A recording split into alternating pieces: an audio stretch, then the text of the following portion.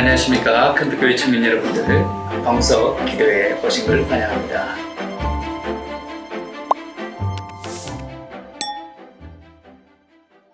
안녕하십니까. 사랑하는 청년 여러분들, 개혁주의 종말론 11번째, 이미와 아직 사이의 긴장이라는 주제로 오늘 또 강의를 시작하려고 합니다. 오늘로서 그 신학 강좌 방구석 기도의 시즌2가 아쉽게도 마지막이 되네요. 주일뿐만 아니라 주중에 함께 하나님에 관해 배우고 또한 하나님을 향해 기도하는 시간을 가지게 된 것에 대해서 너무나도 감사하고 무엇보다도 삼위 하나님께 영광과 찬양을 올려드립니다. 또한 묵상한 말씀을 함께 나누어준 목자들, 그리고 기도회를 인도하고 너무나도 수고 많았다라고 또 격려하고 싶습니다. 또한 이 영상이 제작되어지고 또한 편집되어지는 과정들 가운데 많은 사람들의 이런 수고가 있었는데, 특별히 수고한 언택트 팀에게 진심으로 수고했고 또 격려를 보냅니다. 이 시간에 우리 다 같이 수고한 모든 청년부 원들에게 격려의 박수를 올려드립시다. 네, 수고했습니다. 오늘 시작된 종말론의 마지막 주제인 이미와 아직 사이라는 긴장의 주제로 함께 생각을 해보고자 합니다. 먼저 우리는 그 종말론이라는 단어를 들었을 때 떠올려야 할 그런 문장이 있습니다.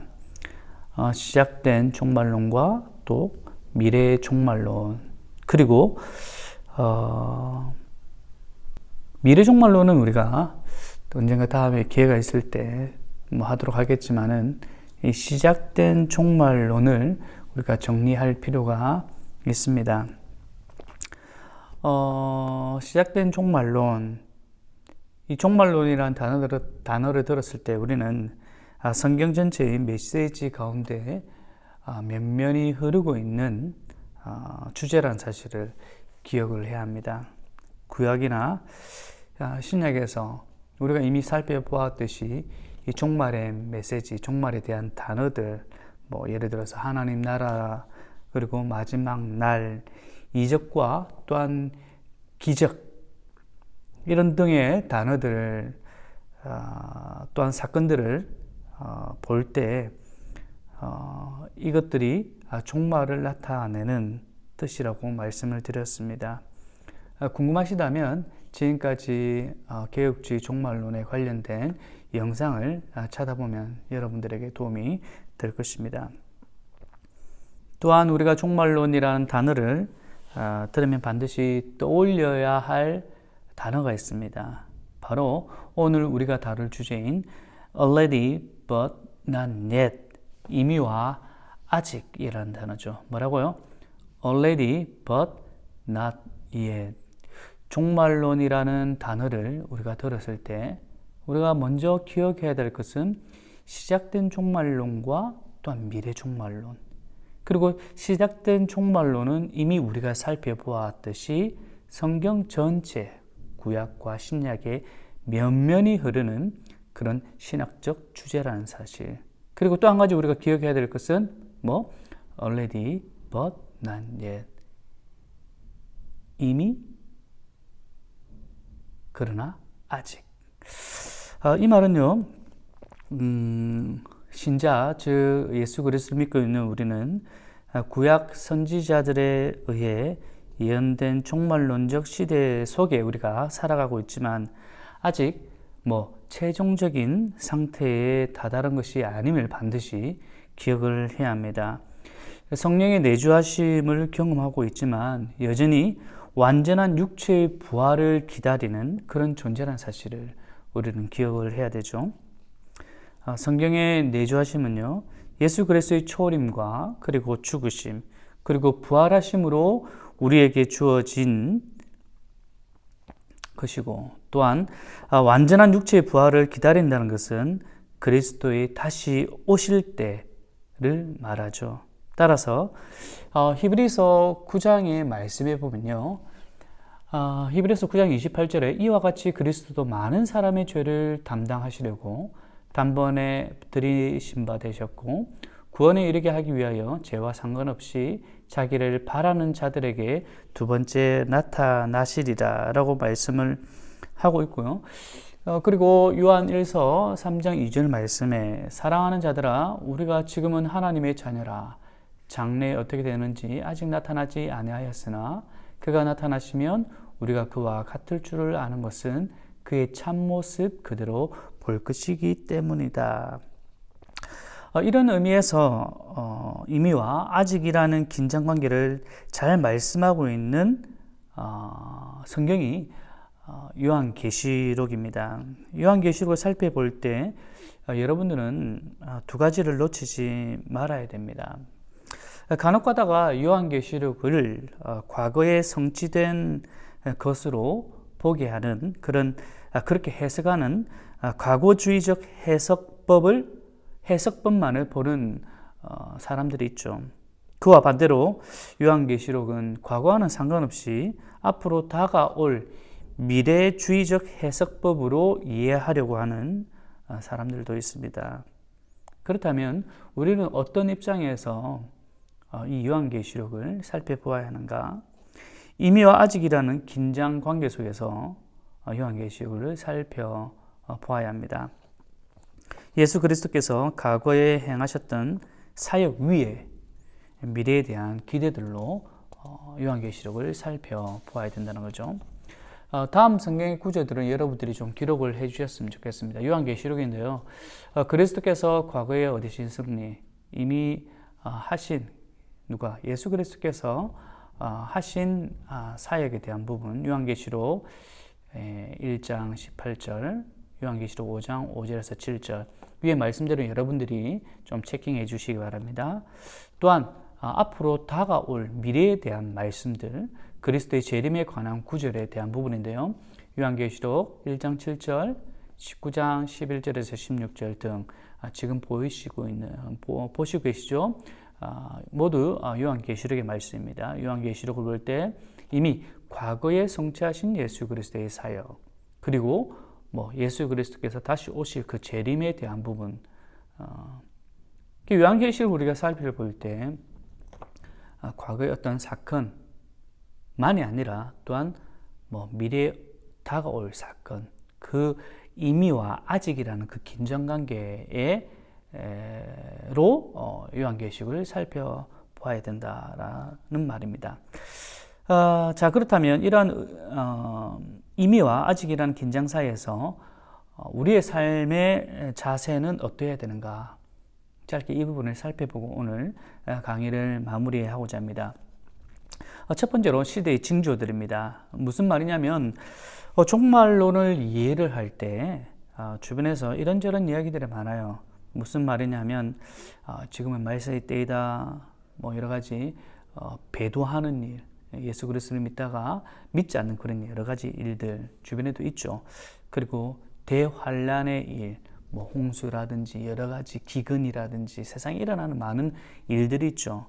그리고 적 그리스도의 출현 이단들의 모습들 그 다음에 이스라엘의 그런 개종도 유대인들이 기독교인으로 개종하는 일들 또 한때 휘몰아쳤던 그 베리칩이라든지 그리고 미국의 어떤 트럼프 대통령의 역할 이런 걸 보면서 이런 여러 가지 현상들을 보면서 지금이 말세의 때다 이렇게 우리가 많은 사람들이 그렇게 얘기하죠. 근데 우리가 놓치지 말아야 할 것은요, 이런 시대의 징조들이 예수 그리스도의 재림 직전 세상 끝날 날에만 발생하게 되는 그런 사건, 현상으로 이해해서는 안 된다는 겁니다. 오히려 이런 시대의 징조들은요, 예수 그리스도의 초림과 재림 사이 전체 기간 동안에 걸쳐 일어나는 것으로 해석을 하고 인식을 해야 된다는 거죠. 지금 사회 가운데 전반적으로 일어나는 여러 가지 어떤 현상들, 그 현상들을 바라보면서 지금이 종말의 때이다, 예수 그리스도의 재림의 때이다, 이렇게 말을 많이 하는데 우리는 그렇게 봐서는 안 된다는 거죠. 이제 예수 그리스도, 이런 시대의 징조들이 예수 그리스도의 초림과 예수 그리스도의 재림 사이에 일어나는 현상들이다 라고 우리는 이해할 필요가 있다는 거죠. 그리고 두 번째로 교회는 이런 긴장 속에 항상 있다라는 사실입니다. 교회는 그리스도로 말미암아 구속된 사람들의 공동체이기 때문에 새 사람이면서도 또 불완전한 인격들이 모인 곳이 바로 교회라는 사람입니다. 새로움과 그리고 불완전함이 항상 공존하고 있다는 사실을 우리는 기억을 해야 되죠. 이것이 예배의 때나 그런 목장 모임 때나 그리고 상 공부 때나 어떤 우리가 훈련 가운데서 우리가 행하는 모든 사역 가운데서 이 긴장의 관계를 늘 생각해야 됩니다. 따라서 그리스도인이란 용서받은 죄인으로서 서로 대우해야 할 것이고 죄를 지은 형제들을 용서하며 용납할 준비를 항상 갖추고 있어야 된다는 거죠. 이런 이미와 아직의 긴장 가운데 교회가 놓여져 있기 때문에 우리가 새로움과 그리고 불완전함이 늘 공동체 가운데 공존해 있다는 사실 우리가 늘 놓치지 말아야 된다는 겁니다. 갈라디아서 6장 1절에 형제들아 사람이 많이 무슨 범죄한 일이 일어나거든 신령한 너희는 온유한 심령으로 그러한 자를 바로잡고 너 자신을 살펴보아 너도 시험을 받을까 살펴보아 너도 시험을 받을까 두려워하라. 어떤 문제가 생겼을 때 정죄하는 것이 아니라 그 사람을 어떻게 인도할 것인지 또 자기 자신에 대해서 어떤 우월감을 가지지 않고 오히려 자기 스스로가 시험에 들지 않기를 돌아봐야 된다라는 말씀이죠. 그리고 세 번째로 이러한 긴장은요, 책임 있는 그리스도의 삶에 대한 자극제가 된다라는 겁니다. 예수 그리스도를 통해 이미 우리에게 하나님 나라를 경험하게 되고 결정적인 사단의 패배를 우리는 알고 있습니다. 하지만 이 땅 가운데 죄 없는 완전성을 달성할 수 없다는 사실을 우리는 너무나 또한 익히 알고 있기 때문에 항상 우리 주님 다시 오실 그날을 기다리며 소망하며 항상 그런 긴장함으로 우리의 삶의 방향이 그리스도인답게 살아가야 되겠다는 그런 자세가 필요하다는 거죠. 자, 그리고 이제 네 번째로 이런 긴장은 신자들이 당하는 고난의 역할을 잘 이해할 수 있도록 도움을 준다라는 말인데요. 왜 의인이 고난을 당해야 하는가? 이것은 욥기서에만 질문되어지는 것이 아니죠. 바로 우리의 질문이기도 합니다. 이 질문은요, 고난에 대한 답은 아직이라는 종말론적인 시각에서 찾아야 합니다. 내가 고난을 받고 있다. 의인이 왜 고난을 받아야 됩니까? 이 질문에 대한 답은 바로 이 종말론의 아직이라는 이 개념 안에서 우리가 이해할 필요가 있다는 겁니다. 고난은 죄의 모든 결과들이 아직 제거되지 않았기 때문에 일어나고 있는 현상으로 봐야 합니다. 따라서 베드로 사도가 고통당하고 있는 것에 대해 이상히 여기지 말고 오히려 그리스도의 고난에 참여하게 된 것을 어떻게 해라? 기뻐하라고 말하지 않습니까? 여러분들, 항상 우리 가운데 고난이 있죠. 청년시대 살아가면서 여러 가지 어려운 일들을 경험하게 되죠. 왜 내게 이런 일이 일어납니까? 물론 우리가 질문을 할 수 있습니다. 하지만 이 종말론의 마지막 강의, 이미와 아직이라는 그 개념 가운데 우리는 완전하지 않잖아요. 그리고 죄 가운데 여전히 우리가 놓여져 있지 않습니까? 그런 가운데, 그 과정 가운데 우리가 겪어야 할, 경험되어야 할 것이 바로 고난이라는 사실을 우리가 기억한다면 분명하게 감당하게 해주실 분도 그런 능력을 주실 분도 하나님이라는 사실을 우리가 기억할 때 오히려 불평불만하는 것이 아니라 그리스도의 고난에 동참하는 것에 대한 기뻐함과 감사함이 있어야 될 줄 믿습니다. 이제 강의를 좀 정리하도록 하겠습니다. 이미 그리스도 안에 있는 우리는요, 언젠가는 완전히 변화되어질 그날 사이에 항상 우리가 놓여져 있다는 것을 기억하면 좋을 것 같습니다. 이러한 긴장을 통해 한쪽으로 쏠린 그런 삶이 아니라 균형 잡힌 그리스도인의 삶을 구현해내도록 노력하면 좋을 것 같습니다. 균형 잡힌 삶이란 첫 번째로 감사하는 삶이죠. 이미 예수 그리스도께서 이루신 사역을 기억하며 감사하는 겁니다. 이미죠, 이미. 이미 예수 그리스도께서 우리를 위해 사신 일들을 기억하며 감사하는 것입니다. 또 균형 잡힌 삶이란 바로 소망을 가지는 겁니다. 지금 현재의 삶이 전부 다가 아님을 알기에, 그리고 언젠가는 영광스러운 하나님 나라에 들어간다는 이 놀라운 사실, 항상 이 소망을 두고 우리가 살아간다면 기대하며 살 수 있지 않겠습니까? 사랑하는 청년 여러분들, 우리가 긴 시간 동안 신학 강좌 1 그리고 신학 강좌 시즌 2 오늘 마무리하게 되는데요. 많은 어려운 상황 가운데서도 또 불편한 환경 가운데서도 여러분들이 최선을 다해서 강의를 들어주셔서 너무나 감사드리고, 우리 공동체가 예수 그리스도 안에서 믿음으로 정말 하나님이 바라보실 때 기뻐하시는 그런 공동체가 되기를 간절히 소원합니다. 계속적으로 말씀을 또한 살펴보면서 또 공동체를 놓고 함께 기도하는 시간을 가지도록 하겠습니다. 감사합니다.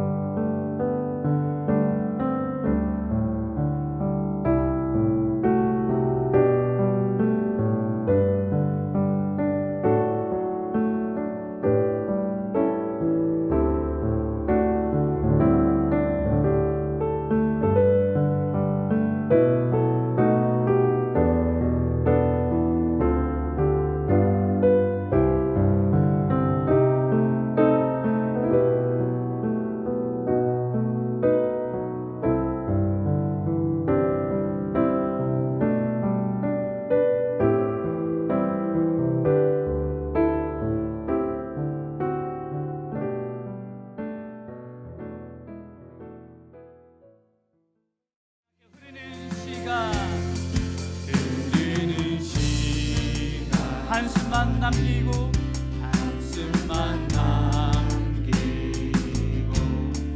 반복된 실패 속 지쳐갈 때 내 맘의 소망이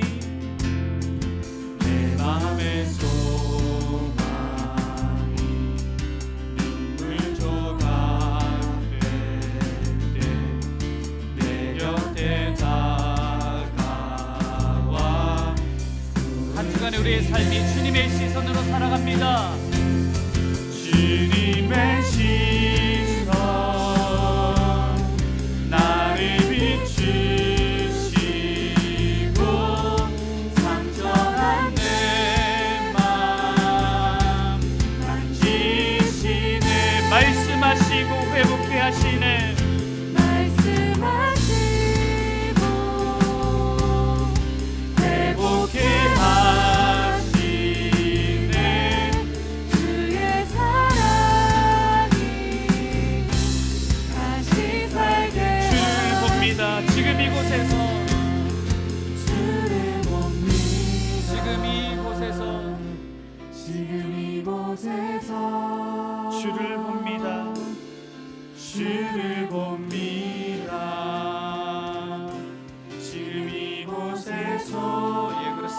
주를 봅니다. 주를 봅니다. 지금 이곳에서 주를 봅니다. 주를 봅니다. 지금 이곳 다시 찬양해. 주를 봅니다. 지금 이곳에서 주를 봅니다. 지금 이곳에서 주님의 시선, 주님의 시선 나를 비추시고 상처난 데만 만지시네. 말씀하시고 회복해 하시네. 주의 사랑이 다시 살게 하시네. 함께 기도합시다.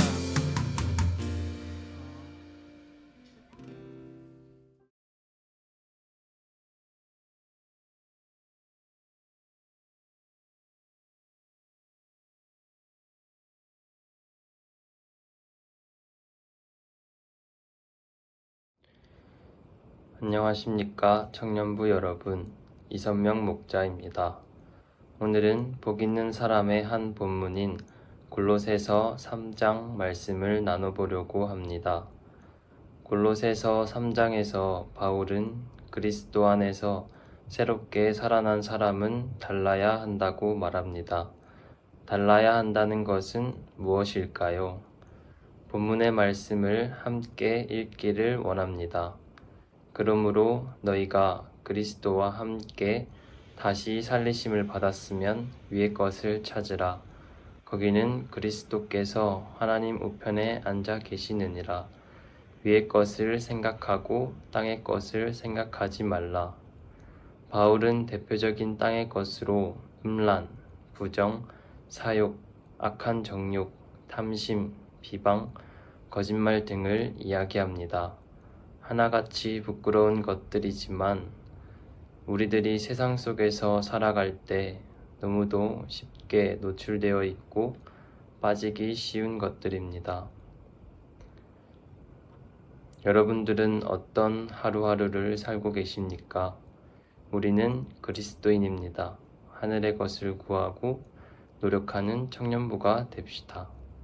또 본문에서 바울은 새 사람을 입은 사람이 어떻게 살아야 하는지 구체적으로 이야기하고 있습니다. 총 5가지로 이야기하고 있는데요. 첫째는 긍휼, 둘째는 자비, 셋째는 겸손, 넷째는 온유, 마지막으로 오래 참음입니다. 새 사람을 입은 자는 하나님의 택함을 받아서 거룩하고 사랑받는 자답게 기분 상하는 일이 있어도 용납하고 용서하라고 하십니다. 그리고 그 모든 것 위에 사랑을 더하라고 말씀하십니다. 우리가 이 세상을 살아가다 보면 많은 사람을 접하게 됩니다. 그리고 그 관계 속에서 크고 작은 인간관계의 어려움을 경험하곤 합니다. 나와는 맞지 않는 사람을 수용하며 삶을 살아가기란 쉬운 일은 아닙니다. 하지만 본문에서는 누가 누구에게 불만이 있거든 서로 용납하고 용서하되 주께서 너희를 용서하신 것 같이 너희도 그리하고 이 모든 것 위에 사랑을 더하라고 말씀하십니다. 사랑하는 청년부 여러분, 관계 가운데 어려움을 겪고 있진 않으신가요?